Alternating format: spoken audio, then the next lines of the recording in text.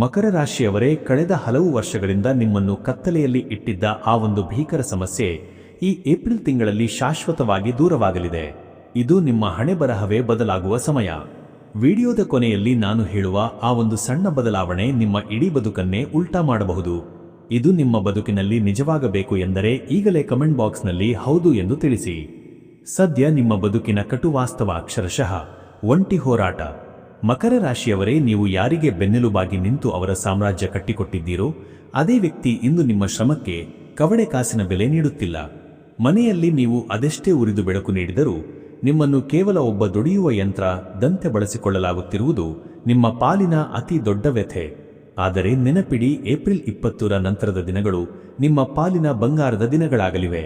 ನಿಮ್ಮ ಸಾಮ್ರಾಜ್ಯಕ್ಕೆ ನೀವೇ ರಾಜನಾಗುವ ಕಾಲ ಹತ್ತಿರ ಬಂದಿದೆ.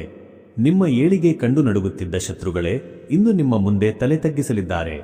ಈ ಅದೃಷ್ಟದ ರಹಸ್ಯ ತಿಳಿಯಲು ಮತ್ತು ನಿಮ್ಮ ಮೇಲಿರುವ ಆ ಭೀಕರ ದೃಷ್ಟಿದೋಷ ಕತ್ತರಿಸಲು ಈ ಕೂಡಲೇ ಸಂಪರ್ಕಿಸಿ. ಈ ಏಪ್ರಿಲ್ನಲ್ಲಿ ನಿಮ್ಮ ಅದೃಷ್ಟದ ಬಾಗಿಲು ತೆರೆಯುವುದು ಖಚಿತ. ಹೆಚ್ಚಿನ ಮಾಹಿತಿಗಾಗಿ ಈ ಮೇಲಿನ ನಂಬರ್ಗೆ ಕರೆ ಮಾಡಿ.